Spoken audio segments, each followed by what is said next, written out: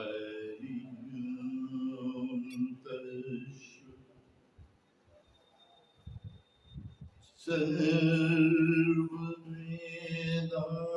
सर्ववेदान्त सिद्धान्त गोचरं तं गोचरं गोविन्दं परमानन्दं सद्गुरुं प्रणतोऽस्म्यहम् अथ श्रीमधुराष्टकम् अधरं मधुरं वदनं मधुरं नयनं मधुरं तं मधुरं हृदयं मधुरं गमनं मधुरम्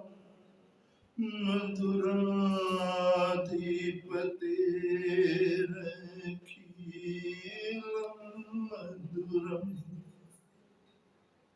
वचनं मधुरं चरितं मधुरं वसनं मधुरं वलितं मधुरम् चलितं मधुरं रमितं मधुरं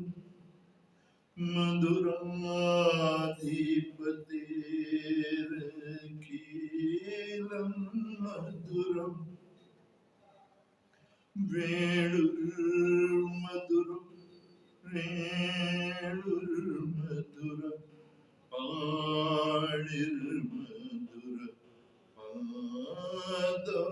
मधुरं नित्यं मधुरं सख्यं मधुरं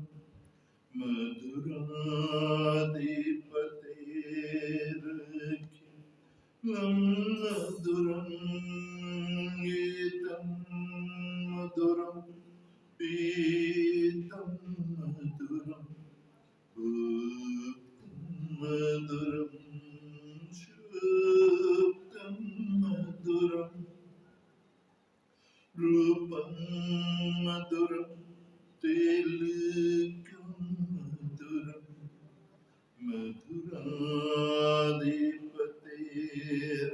मधुराधिपतेरखिलं मधुरं कर्णं मधुरं तरणं मधुरं हरणं मधुरं रमणं मधुरं अमितं मधुरं शमितं मधुरं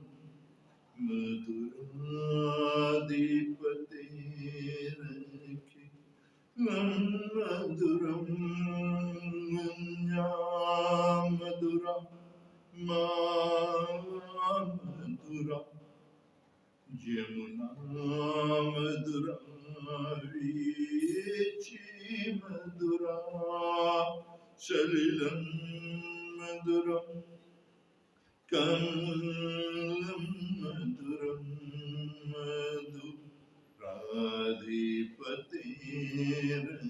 मधुराधिपतेरखिलं मधुरं गोपी मधुरा लीला मधुरा युक्तं मधुरं मुक्तं मधुरं दृष्टं मधुरं श्रेष्ठं मधुरं मधुराधिपतेरखिलं मधुरं गोपा मधुरा गावो मधुरा यष्टिर्मधुरा श्रेष्ठिर्मधुरा दलितं मधुरं फलितं मधुरं मधुराधिपतेरखिलं मधुरं मधुराधिपतेरखिलं मधुरं मधुराधिपतेरखिलं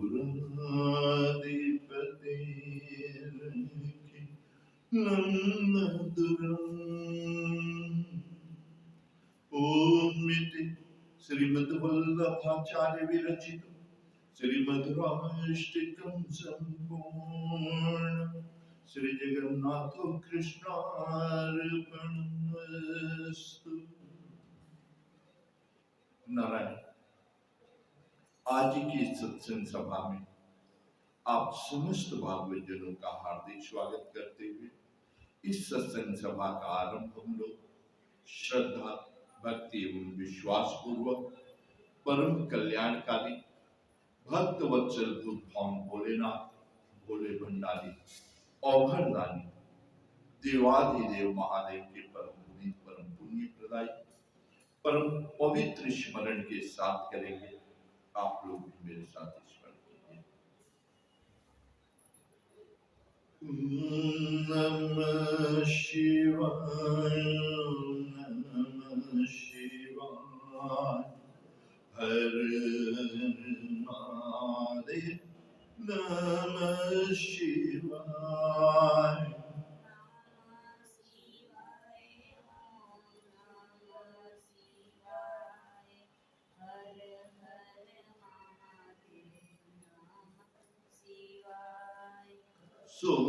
सोमेश्वराय शिव सोमेश्वराय, हर हर महादेव, नमः शिवाय।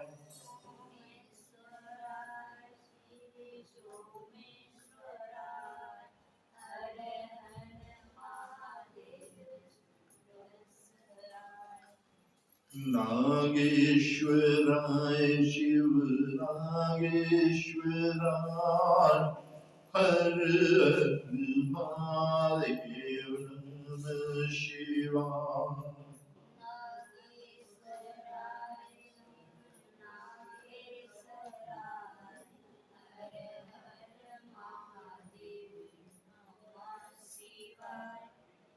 गंगाधराय शिव गंगाधराय,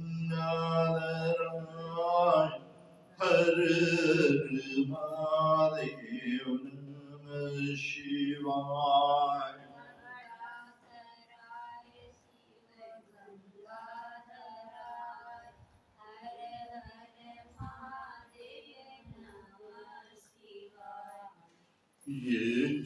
यज्ञेश्वराय शिव यज्ञेश्वराय, हर हर महादेव, नमः शिवाय।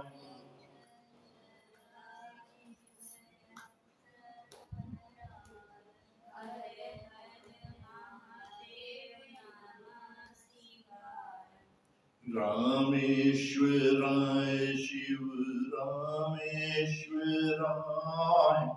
हर हर महादेव, नमः शिवाय।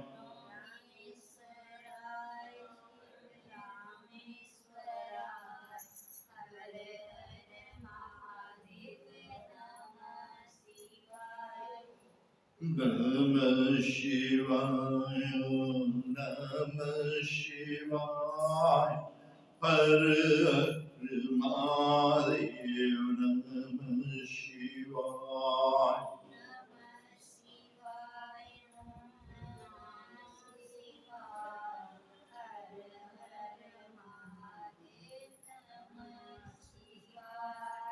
ओम नमः पार्वती पते हर हर महादेव। जय जय श्री राधेश्याम। नारायण, परम कल्याणकारी ज्ञान सरिता श्रीमद् भगवद गीता जी के पुरुषोत्तम योग में सर्वेश्वर परमेश्वर द्वारिकाधीश भक्तवत्सल योगेश्वर भगवान श्री कृष्ण चौथे मंत्र में कहते हैं, ततः पदं परिमार्गितव्यं यस्मिन् गतान् निवर्तन्ते भूयः त्वमेव चाद्यं पुरुषं प्रपद्ये यतः प्रवृत्ति प्रसिद्धा पुराण। नारायण कह रहे हैं, ततः पदम तत्परिमार्गितव्यम। नारायण कह रहे हैं भगवान कि यहाँ जब जीव का पुण्योदय होता है, बड़ा सौभाग्य उदय होता है, तो उसकी वृत्ति कहाँ लग जाती है? भक्ति में। और नारायण भक्ति में कह रहे हैं करना क्या चाहिए? तत्पदम। क्योंकि देखिए नारायण भक्ति में चित्त की वृत्ति कहाँ लगा दे? भगवान के चरणों के अनुसंधान में।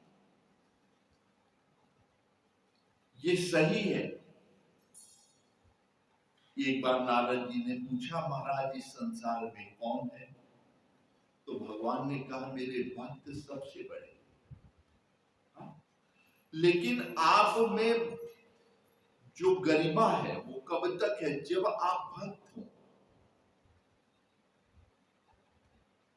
भक्ति में जब तक भगवत चरणों में निष्ठा है तभी तक गरिमा है। हाँ? क्योंकि जब आप भक्त हैं तो ना भगवान आपको मान रहे, और जो भक्त नहीं रहेगा वो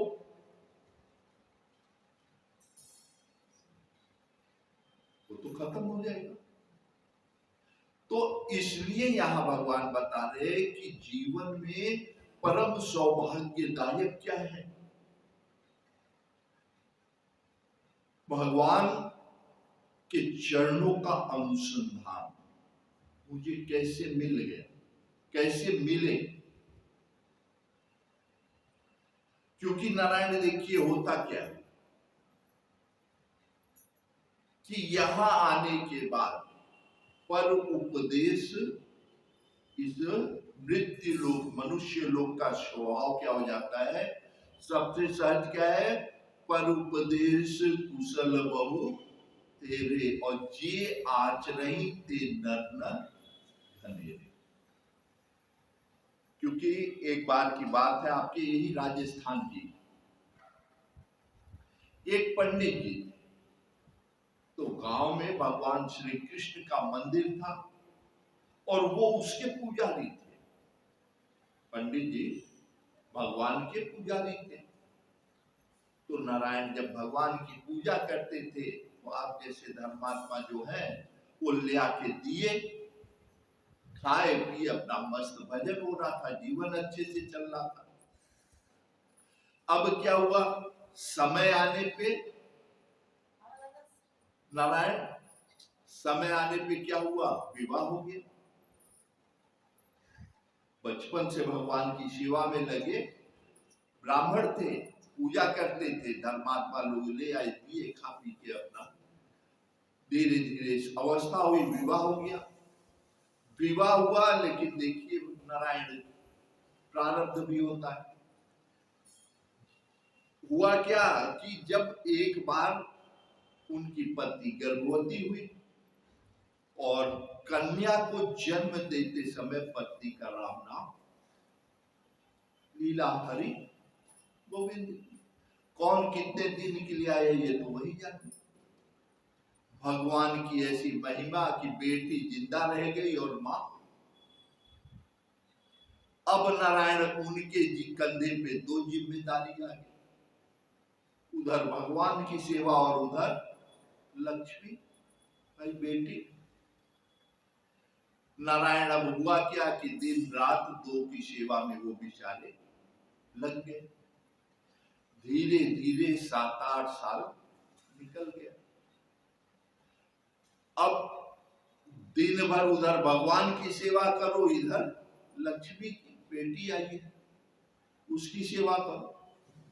7-8 साल की जब बेटी हो गई तो एक दिन पिता के मन में आया, उन्होंने पूछा बेटी से कि ये बता बेटी, बहुत दिन हो गया मैं कहीं नहीं गया,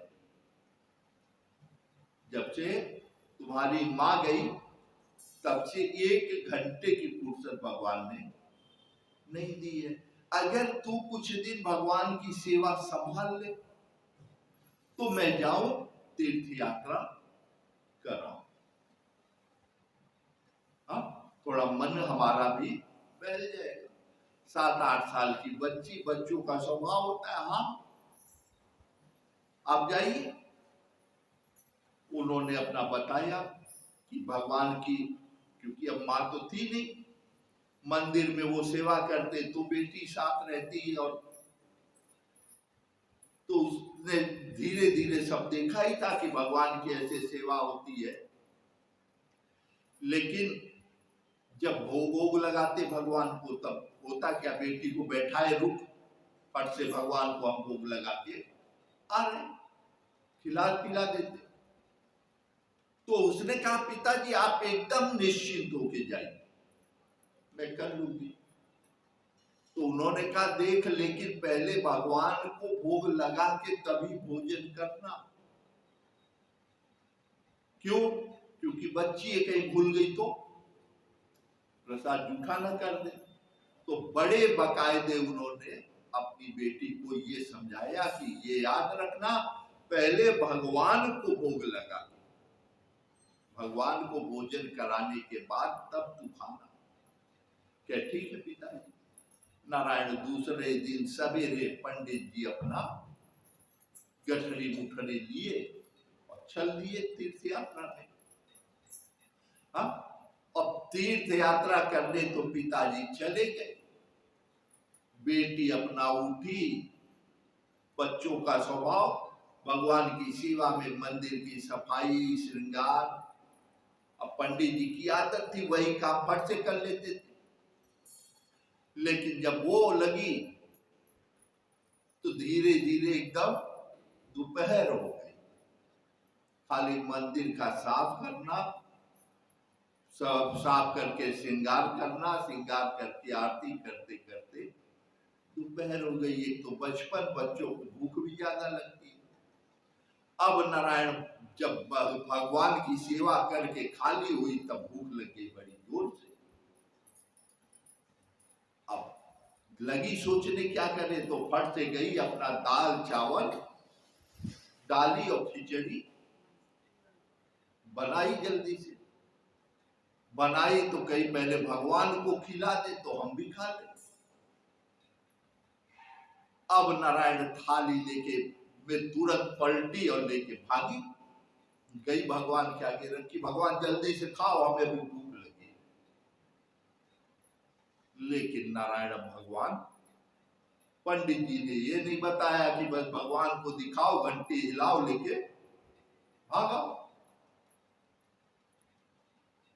उसने क्या सोचा, भगवान खाते हैं, हमारे पिताजी ने कहा है तो हमारे पिताजी ने कहा है पहले भगवान को खिला के बेटी तब खाना, तो जरूर भगवान खाते हैं। तो फिर अब बच्चों का स्वभाव कहीं जल्दी खाइए, अब हमें भूख लगी है भाई। लेकिन भगवान हिल ही नहीं रहे, वो तो ऐसे ही खड़े पत्थर की मूर्ति। अब बड़े चक्कर में पड़ी, लग रहा है पिताजी किसी ढंग से खिलाते थे और हमसे कोई गड़बड़ी हो गई, भगवान इसलिए आज नाराज है, नहीं खा रहे। अब लगी सोचने, तो उसके बुद्धि में आया, ओ मैं तो एकदम गरम गरम निकाल के लाया, भगवान कैसे खाएंगे, इनका मुंह जल जाएगा। गई दौड़ के पंखा, उस जमाने में ये पंखे थे नहीं, हाथ वाला एक आता था बांस का, वो दौड़ के लेके आई, बैठ के लगी हाँकने, जल्दी से ठंडा हो, ये खाए तो हम भी खाए, भूख लगी, अब बिना इन्हें खिलाए तो हमें खाना नहीं। अब पंखा हाँकने लगी, कह रही अब एक तरफ से आप खाइए, हम हाँक रहे हैं, ठंडा कर करके आप भी तो खाइए, हमें भूख लगी है। लेकिन भगवान नहीं हिले। तो उसके बुद्धि में आया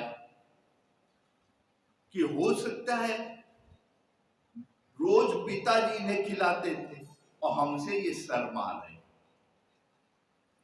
अब क्या करे, तो जो लहंगा पहनी थी उतार के वही पर्दा जैसे ही भगवान ने पकड़ लिया। तो कहे तो जल्दी खाइए ना, इतनी देर हमसे क्या शर्मा रहे थे। देखिए पिता का जीवन निकल गया नारायण सेवा में।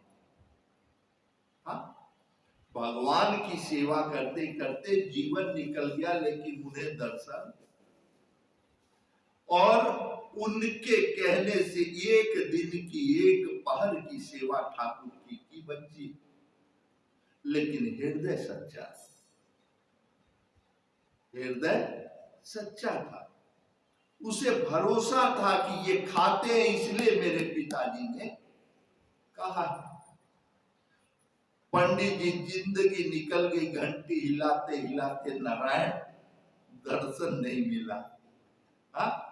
और उन्होंने कहा कि भगवान को खिला के बेटी तब खा, और उस बच्ची को वो पूरा भरोसा था कि भगवान खाते तब पिता ने कहा। अब लगी वो बुद्धि लगाने खिलाने की, और जैसे ही खिलाने की बुद्धि लगाने लगी, अंत में मजबूर होकर के ठाकुर को प्रकट होना पड़ गया। भूख से खुद छटपटा रही है, लेकिन तुम नहीं खाओगे तो हम भी नहीं खाएंगे। उन्होंने क्या किया, गोद में लेके उसे बैठा लिया। जो भोग की थाली आई थी उसी में से खुद भी अपने हाथ से खुद भी खा रहे और उस बच्ची को भी खिलाते। नारायण जिसका प्रसाद मिल जाए तो किस्मत बदल जाती है। हा? और उसके हाथ से जिसे मिल गया उसका तो स्वरूप ही बदल गया, साक्षात देवी। अब ये रोज का नियम बन गया, वो पूछती अब क्या खाओगे कल, जो भगवान कहते वही बनाती और बना करके ले जाती। भगवान अपनी गोद में उसको बैठा करके वही अपने हाथ से खुद भी खाते और उसको भी खिलाने लगे। अब नारायण पंडित जी बहुत दिन के बाद पूरा तीर्थ यात्रा करके जब घर आए तो बेटी का स्वरूप ही देख करके चक्कर में पड़ गए। अरे भाई, जिसके दर्शन भजन से दुनिया, जिसके कृपा से पल रही हो और उसके हाथ से उसका प्रसाद जिसे मिल जाए, तो बेटी को देख के उन्होंने पूछा, बेटी यहाँ सब सही तो था? क्या? हाँ पिताजी। जाइए आप पूछ लीजिए अपने भगवान से, उससे भरोसा है कि हाँ, जैसे हमें भगवान मिलते वैसे पिताजी को भी मिलते, क्या जाके पूछ लीजिए। अब पंडित जी बड़े चक्कर में, क्या पूछे वो, क्योंकि वो तो जीवन भर पत्थर की मूर्ति समझे। हाँ, तो पंडित जी ने कहा सेवा भगवान की अच्छे से करती थी क्या? सब अच्छे से करती थी, लेकिन एक ही गड़बड़ हुआ। क्या? क्योंकि बच्चों का स्वभाव सीधा होता है, बोलेंगे तो खरी खरी। हाँ, अब नारायण पंडित जी ने पूछा क्या? कह देखिए आपने कहा था पहले भगवान को खिला के खाना, उसने बता दिया, लेकिन आपके भगवान में लेके जाती थी तो हमें गोद में बैठा के अपने हाथ से हमें भी खिलाते थे और खुद भी खाते। अरे पंडित जी ने कहा ये कौन से भगवान आ गए? देखिए जीवन निकल गया भगवान की सेवा करने में, लेकिन बुद्धि शुद्ध नहीं थी। उनके मन में ये आया कि हो सकता है कि गांव का कोई लड़का या आवारा मेरी बेटी के साथ छल कर दिया। क्या कहाँ भगवान आते थे? क्या मंदिर में पूछे तो उसने बताया हम जाके, आप जैसे आपने कहा था, पट बंद करके जब थाली रखते तो भगवान आते थे, गोद में हमें बैठा करके खुद भी उसी में से खाते थे और हमें भी खिलाते थे। अरे पंडित जी ने कहा ये ले, ये तो बड़ी मुसीबत हो गई। नारायण गए मंदिर में, घूम के देख रहे कहीं से ऐसा कुछ, क्योंकि मंदिर आदि में जल्दी खिड़की भी नहीं होती, कहीं कुछ ऐसा नहीं। अब बड़े चक्कर में रात बीती, दूसरे दिन उन्होंने कहा बेटी मैं थक के आया हूं, देखिए भगवान मिलते किसको है और किससे दूर रहते।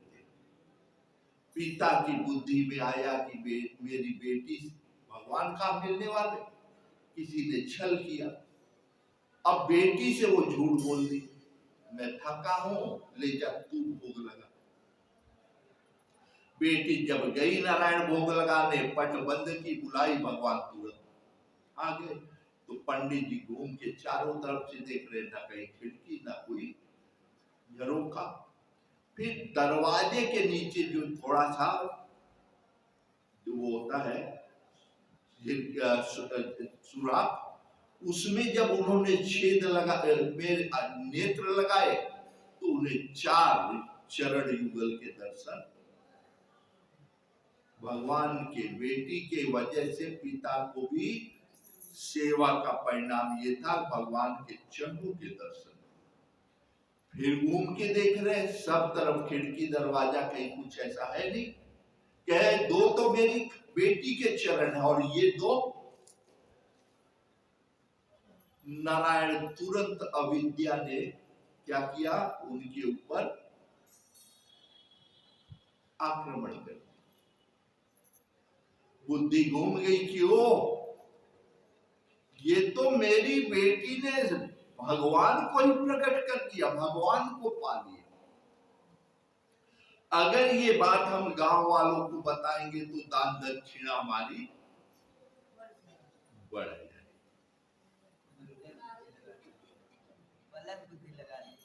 अविद्या की बुद्धि यही है ना कि अब कौन सा हम इसमें उपाय करें। भगवान से अगर मांगे होते तो शायद तीनों लोग मिल जाए कि मेरी बेटी ने ठाकुर को वश में कर लिया, मेरा सौभाग्य है, बेटी की भक्ति परिपुष्ट हो, अच्छा है। लेकिन उनकी बुद्धि कहां चली गई कि अगर गांव वाले ये जान जाएंगे तो हमारी गांव में इज्जत बढ़ेगी। अरे भगवान की कृपा से जब जिसकी नहीं बढ़े तो नारायण ये संसार को बताओगे, कितनों को बताओगे। और भगवान में अगर उनकी बुद्धि लग गई होती उनकी भी कि मेरा सौभाग्य कि मेरे घर ठाकुर पधारे, तो अपने आप दुनिया कदमों में झुक जाती है। लेकिन नारायण उनकी बुद्धि कहाँ चली गई, गांव वालों को बताए, भाग के गए। अरे तुम लोगों को पता ही नहीं, मेरी बेटी ने भगवान को रिझा लिया। दूसरे दिन नारायण जब गांव वाले जुट गए, अब सबका भाग्य, सबका प्रारब्ध, उनको चरण युगल का दर्शन ही हुआ, जीवन भर सेवा तो किए थे, अब सबको जुटा लिए। नारायण बेटी जब भोग लगाने गई तो ठाकुर ने आने से इनकार कर दिया। जैसे ही वो अंदर गई तो उन्होंने मतलब और जुगाड़ बना लिया अपना कि सबको दर्शन हो।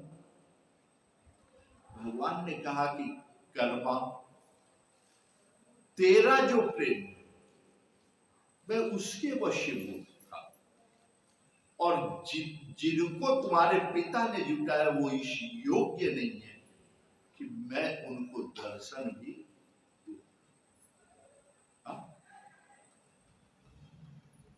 परिणाम जब ठाकुर ने आने से इनकार कर दिया नारायण, तो वो कन्या विक्षिप्त हो गई और आज भी कर्माबाई का खिचड़ राजस्थान में लोकगीत गाया जाता है।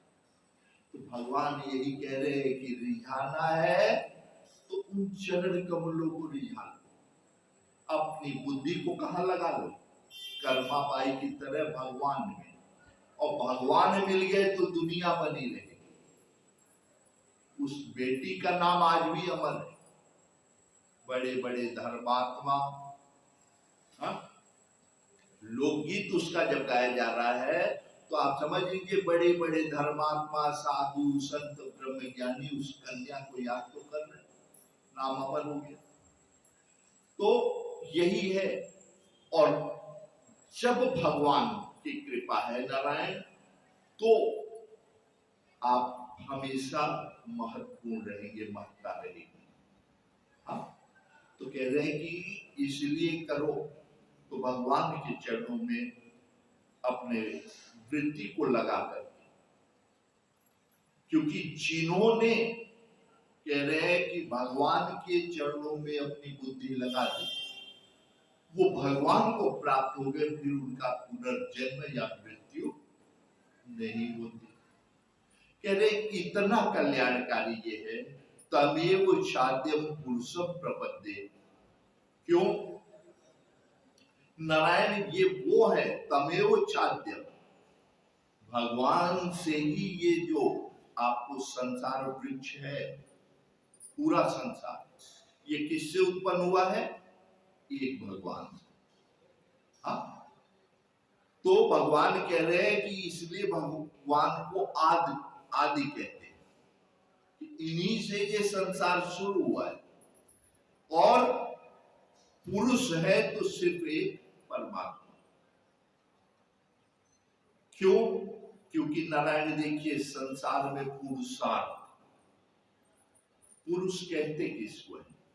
जिसमें कर्म करने की क्षमता हो। हाँ, यहां पे क्या है? जीव समझ रहा है कि ये पुरुष है और ये स्त्री है, लेकिन ना तो कोई पुरुष है और ना कोई स्त्री। परमात्मा की जब कृपा है, जैसे आप देखिए मर्द लोग बनते तो कहते अपने को हम मर्द हैं, लेकिन नारायण यही भारत भूमि में दैव संयोग से कुछ समय अंग्रेजों का भी राज्य था। हाँ? अच्छे अच्छे अंग्रेजों के आगे झुक गए, उनका आज कोई नाम भी नहीं जानता। लेकिन आपके देश में एक प्रदेश है झांसी। हाँ? तो झांसी के भी राजा से उन्होंने कहा कि तुम हमें अपना राज्य दे करके हमारे अधीन हो जाओ। उन्होंने कहा ना, हमारे धर्म ने कहा है जननी जन्म भूमिश्च स्वर्गदपि करियसि। मां, और मां से भी बढ़ के कौन है? मातृभूमि। इनको अगर स्वर्ग गवा जो है, स्वर्ग इनके लिए छूट जाए तो छोड़ देना चाहिए। ये स्वर्ग से भी बढ़ के है, क्योंकि मां तो मां है, लेकिन मातृभूमि जो है ये हमारी मां की भी मां थी। जैसे हमारी मां, चाहे आपकी मां, इन्हें भी तो माता कहती थी, तो मां से बढ़ के नहीं होगी। जिसको हमारी मां मां के समान इज्जत दी हो, तो वो हमारे लिए क्या हुआ? अगर बुद्धि से आप सोचिए तो मां सर्वश्रेष्ठ है, लेकिन मां की जो मां है वो कितनी बंधनी है। हाँ? चाहे वो उनकी सास रही हो, चाहे जन्म देने वाली रही हो, चाहे ये धरती मां रही हो, जिनको उन्होंने मां के समान समझा, वो कितनी पूज्यनीय हो गई। अब नारायण यही है, तो राजा वहां के थे दलपत राय जी।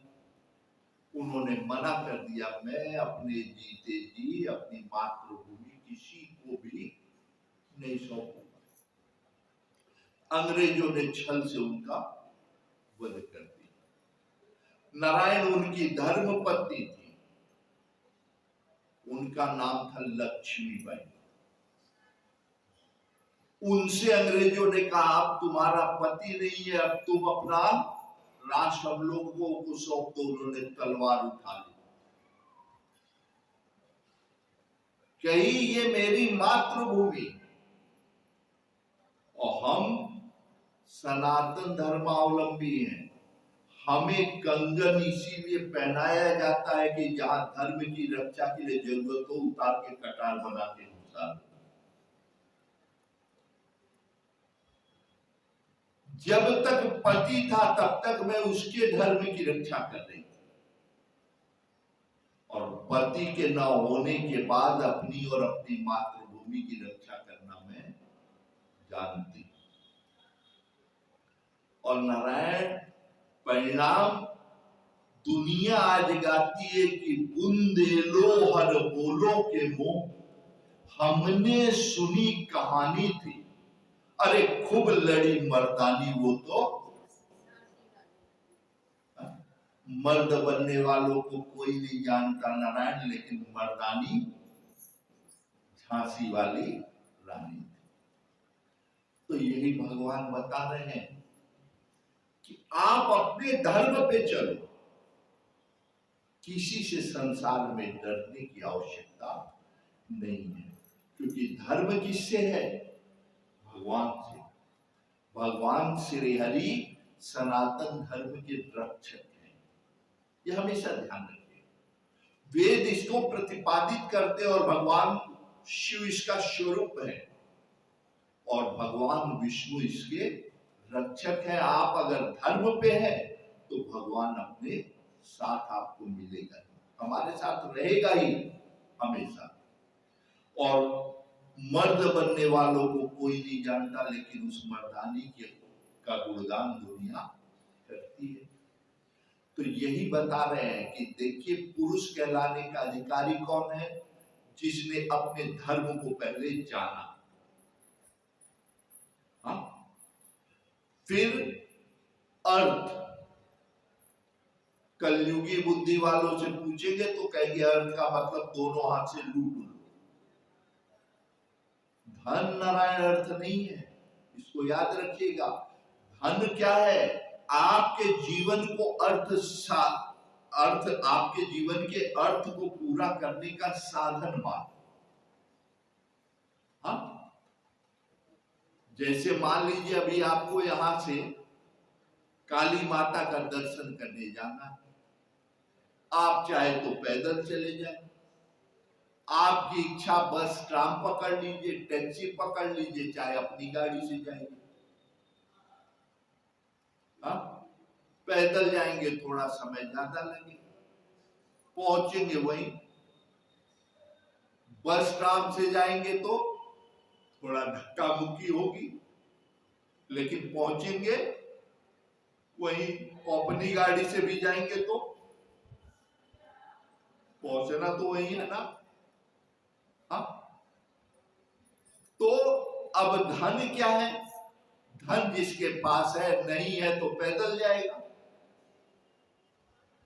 घंटा 2 घंटा 4 घंटा लगेगा। हाँ, कम है तो बस ट्राम से जाएगा, थोड़ा धक्का ही सही। और अपनी गाड़ी से जाएंगे तो बहुत होगा, एयर कंडीशन में बैठ के ले गए, लेकिन वहां तो उतरना है ना, वहां जाके उतरना है कि नहीं। तो यही अर्थ है। धन का मतलब अर्थ नहीं है। धन किसको कहते हैं? यहां जो पैसा है वो किसके लिए? साधन है। वो साधन किस लिए? हमेशा याद रखिए, ये पैसा अगर जुटा करके कोई मर गया तो वो ऋण उसके सिर पे रहेगा। ले तो यहां वाले लेंगे, यहां वाले एक सेठ जी थे, जीवन में खूब व्यापार किए, बहुत धन कमाए, अपने लिए भी समय नहीं रहा। धीरे धीरे अंतिम समय आ गया। जब अंतिम समय आया तो परिवार वाले घेर लिए, कुछ अंतिम इच्छा हो तो बताओ। ये जरूर पूछते कि जा रहे हो तो कहीं लौट मत आना, अंतिम इच्छा पहले पूछ रहे। अब नहीं पूछे, लौट के आ गए, जाने के बाद लौट के आ गए, सिर पे फिर सवार हो जाएंगे, सेवा करना पड़ेगा। कहीं कह दे हमने थोड़ी ना कहा था हम जाए। तो दुनिया वाले बड़े चालू होते, घेर लेंगे, अंतिम इच्छा बता दो। जिससे अब अंतिम इच्छा बता के जाओगे तो लौटने में शर्म आएगी, लौट मत आ।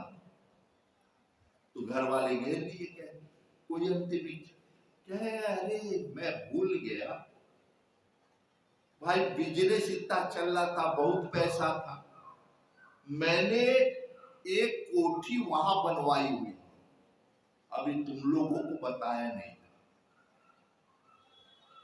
भाई बड़े शहर में अच्छी कोठी बताए तो बड़ा बेटा कह रहा है अरे आप चिंता मत करिए, वहां हमारे पहचान के हैं, मैं कब्जा कर दूंगा।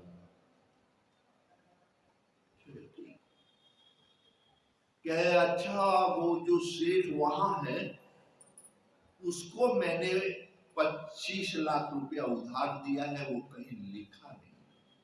अरे बेटे, बीच वाले बेटे ने कहा अरे पिताजी आप एकदम निश्चित होके जाइए, वो कहा जाएगा, उससे तो हम वसूल लेंगे। हाँ क्या, और एक वो जो मिल है उसमें आधा हिस्सा हमने खरीद लिया है, वो भी अभी तुम लोगों को हमने बताया। तो छोटे बेटे ने कहा अरे पिताजी आप एकदम निश्चित रहिए, उस मिल का मालिक मेरा परिचित है, हम अपना। कहे अच्छा एक बात और याद आ गई, देखो शुरू में जब हम एक बार थोड़ा खराब समय आया था, हमने 10 लाख रुपए उस सेठ से उधार लिया था, तीनों चुप। तो यही संसार है नारायण, जब तक लेना था तो सबका परिचय था, लेकिन देने के लिए खड़ा।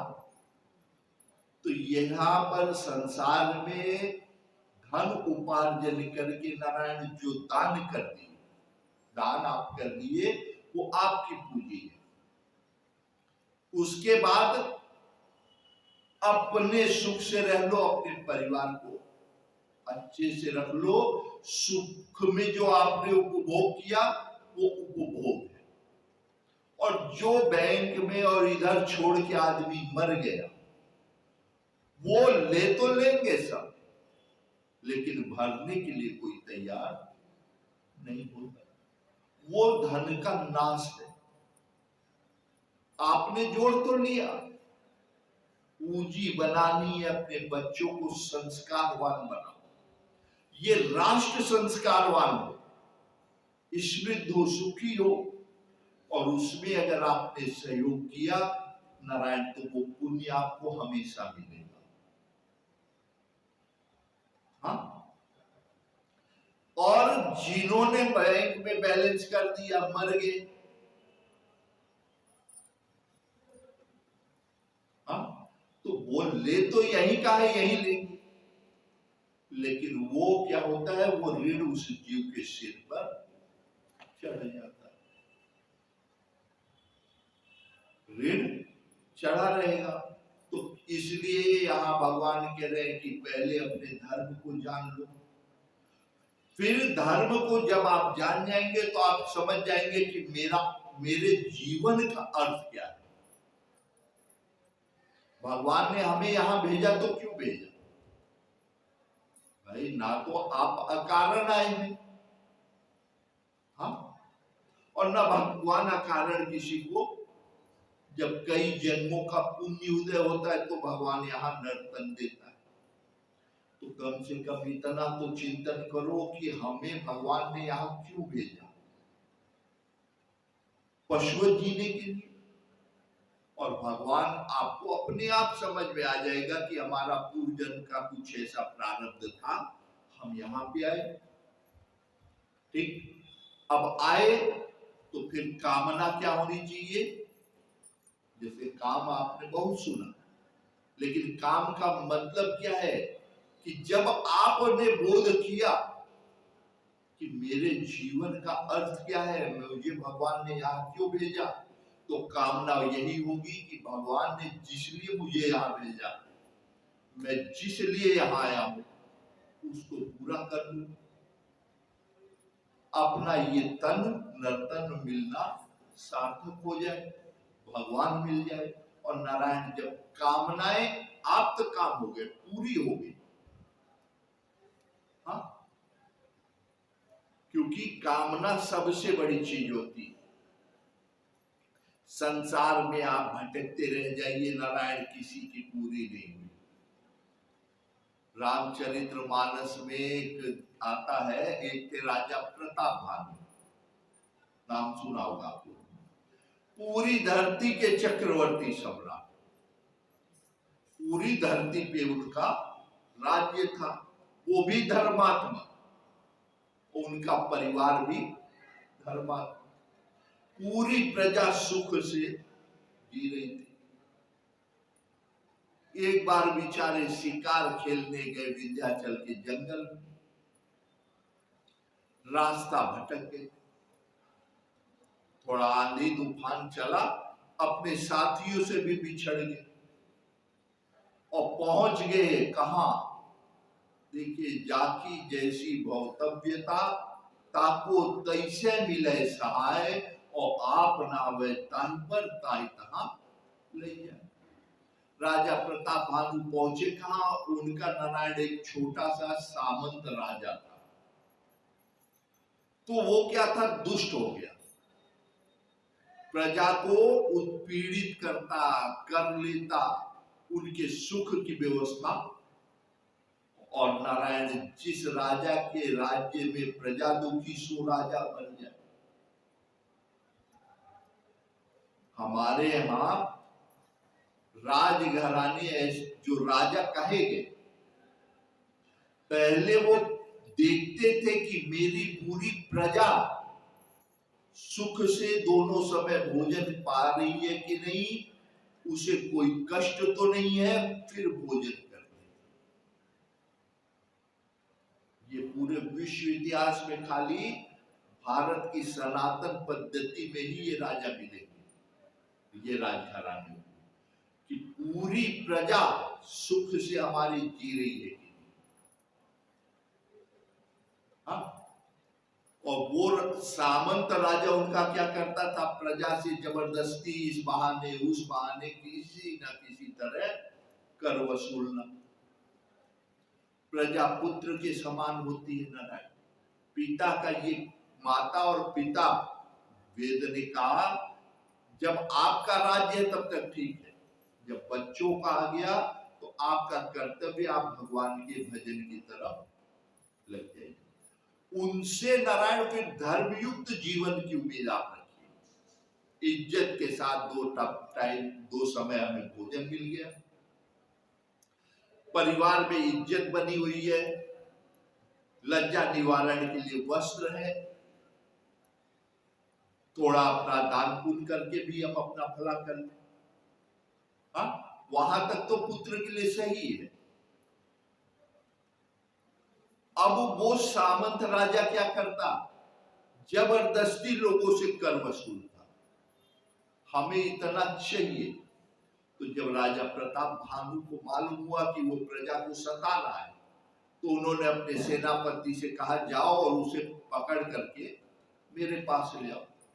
और जैसे ही उसे मालूम हुआ कि राजा प्रताप भानु ने उसे गिरफ्तार करने की आज्ञा दी है, वो भाग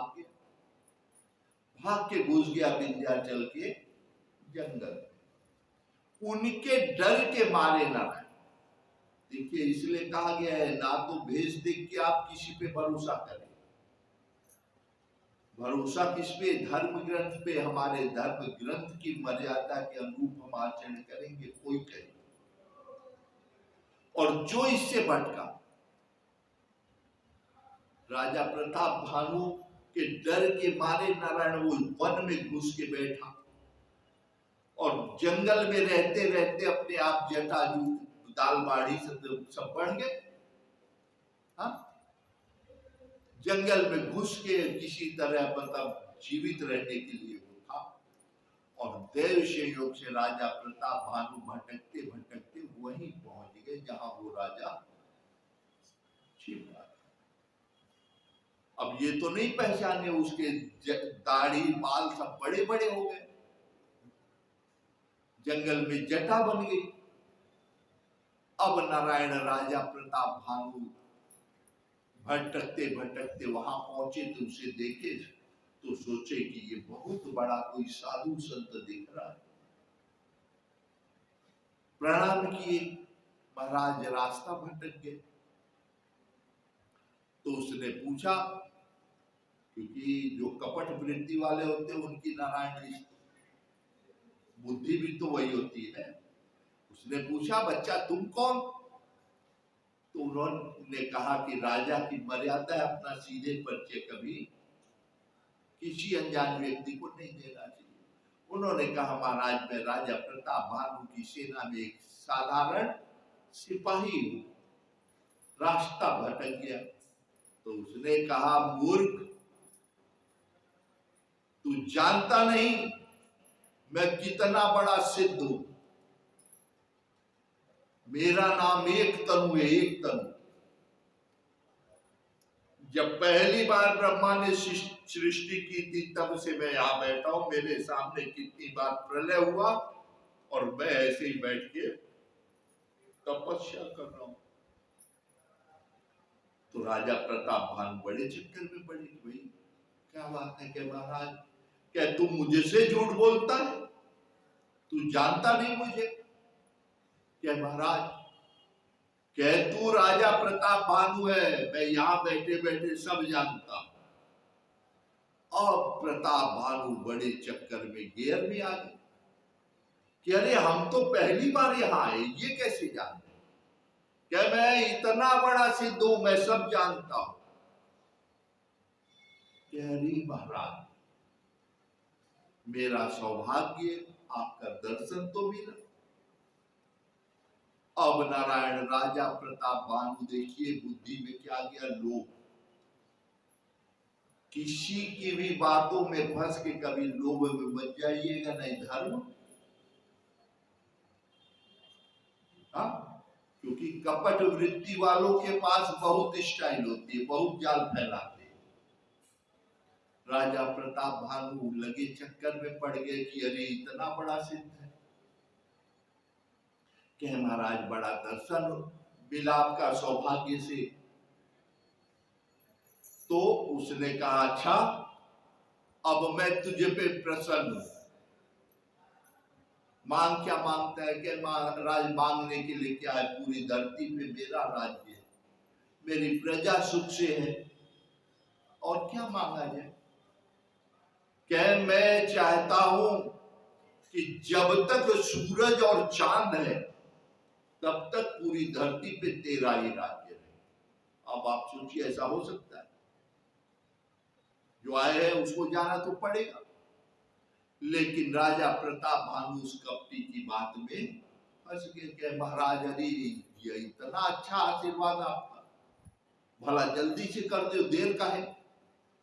उसने कहा तू ब्राह्मण भोजन कर, क्योंकि उन्हीं के डर के मारे तो उसको जंगल में छुपना पड़ा ना।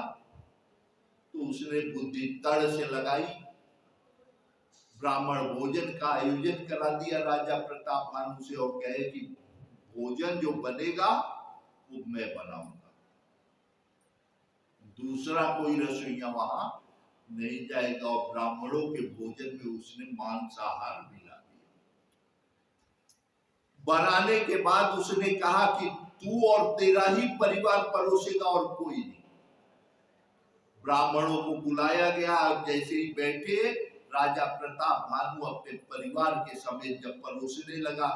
नारायण ब्राह्मण का मतलब होता है कि भगवान में जो लीन है, और जब भगवान में लीन है तुरंत आकाशवाणी हुई कि ब्राह्मणों इस भोजन को हाथ मत लगाना, इसमें मांसाहार है। और सामने राजा प्रताप भानु उसका परिवार परोस रहा था। ब्राह्मणों ने बिना सोचे समझे उसको श्राप दे दिया कि अरे नीच, तूने ब्राह्मणों को मांसाहार परोस दिया, जा पूरे परिवार के समेत राक्षस हो जा। नारायण वही प्रताप भानु फिर कालांतर में आकर के पूरे परिवार के साथ रावण बना। तो किसी की भी बात में या किसी भी तरह से भगवान कह रहे प्रलोभन में फंस करके अपने धर्म से विमुख मत होना। भगवान ने बुद्धि दी है, अपनी बुद्धि का उपयोग करके अपने कुल अपने धर्म को समझ करके ही आचरण करने में भलाई है। और उसी को फिर अंत में कौन मिलता है? परमात्मा। और जिसने परमात्मा को पा लिया नारायण, उसे कहते हैं इन्होंने चतुर्विध पुरुषार्थ सिद्ध कर लिया। और फिर वही पुरुष है। पुरुष कौन है? जिसने अंत में परमात्मा को पा लिया। हाँ, जैसे मीरा जी को देखिए, झांसी की रानी लक्ष्मीबाई को देखिए। अगर कृष्ण को रिझाने के लिए दुनिया राधे राधे कर रही है तो राधे से बड़ा पुरुष कौन है? जिसको बड़े बड़े पुरुषार्थी भज रहे हैं। हाँ, तो भगवान कह रहे हैं कि इसलिए नारायण ये याद रखिए कि प्राप्त करने योग्य कोई है तो एक ईश्वर। बाकी यहाँ जो कर्तव्य है इसको गौण में चलने दीजिए, यहाँ की लीला होती रहे। और परम पुरुष की प्राप्ति जीवन का मुख्य उद्देश्य यही है और इसमें अग्रगण्य बने रहे। अच्छा, कल बड़ी एकादशी, देवशयनी एकादशी, इसलिए आप लोग एकदम समय से पधारें 7 बजे। तो हम लोग 7 बजे जब सत्संग शुरू होगा तो पहले भगवान श्री हरि का श्रीमद् भगवद गीता जी का 15वां अध्याय पुरुषोत्तम योग, पुरुषोत्तम योग का पाठ कर लेने से या सुन लेने से भी सारे पाप नष्ट हो जाते, पुण्योदय होता है और सौभाग्य प्राप्त होता है। और हमेशा पुण्य और सौभाग्य क्या है? बढ़ता रहता है। हाँ? तो परम कल्याणकारी देवशयनी कल एकादशी है। तो ठीक 7 बजे आप आए और जो बंधु बांधव उन्हें भी कह दे तो ठीक 7 बजे शुरू करेंगे। हाँ, शाम को पुरुषोत्तम योग का पूरा पाठ कर लेने के बाद फिर जो समय रहेगा उसको सत्संग होगा। क्योंकि पुरुषोत्तम योग जो है भगवान का, अगर पूरी गीता न भी पढ़ पाए और पुरुषोत्तम योग का पाठ कर ले चाहे श्रवण कर ले तो उससे क्या है? सारे पाप नष्ट हो जाते हैं। हाँ, बुद्धि सद्बुद्धि बनी रहती है, कर्म अच्छे होते हैं और हमेशा पुण्य और सौभाग्य बढ़ता रहता है, प्राप्त होता है। हाँ, पुण्य और सौभाग्य प्रदायी है। तो इसलिए आप लोग समय से पधारें। आइए भगवान श्री हरि का परम पुनीत, परम पुण्य प्रदायी, परम सौभाग्य वर्धक चिंतन करके सत्कर्मा वेणु हरि समर्पित फिर सत्संग को विश्राम दिया जाएगा। आप लोग भी मेरे साथ भगवान के सुनिए। श्री नारायण नारायण नारायण,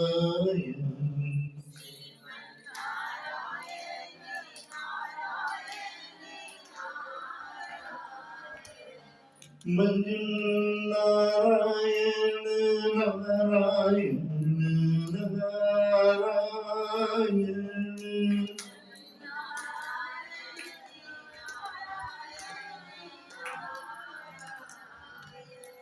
श्री नारायण नारायण नारायण,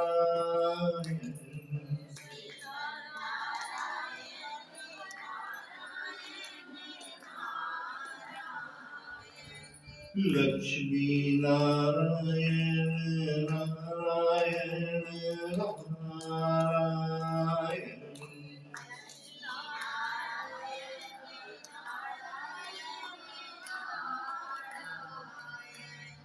राम नारायण नारायण नारायण।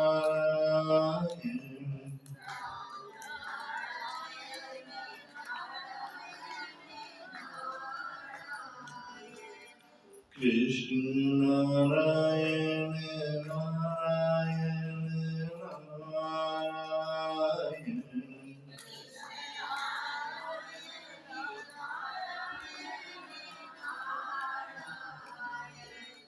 लक्ष्मी नारायण नारायण नारायण।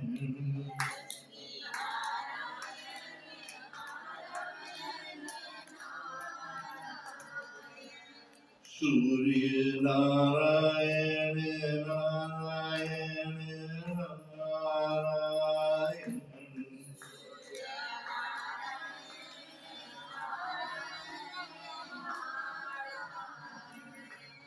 चंद्र नारायण नारायण नारायण।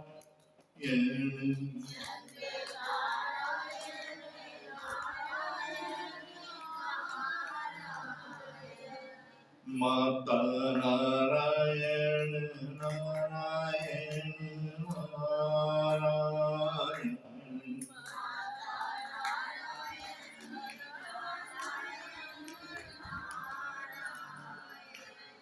पिता नारायण नारायण नारायण।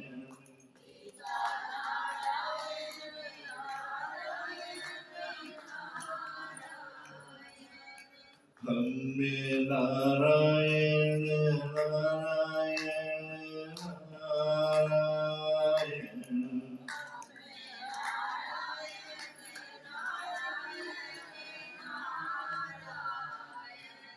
आप में नारायण नारायण नारायण।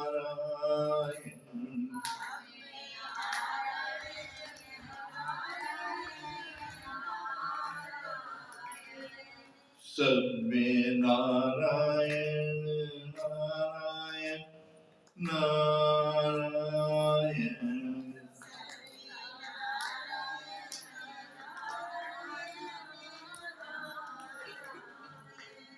ओम पूर्णमद पूर्णमिदं पूर्णात् पूर्णमुदच्यते पूर्णस्य पूर्णमादाय पूर्णमेवावशिष्यते। ओम शांति शांति शांति। ओम नमः पार्वती पते हर हर महादेव। जय जय श्री राधे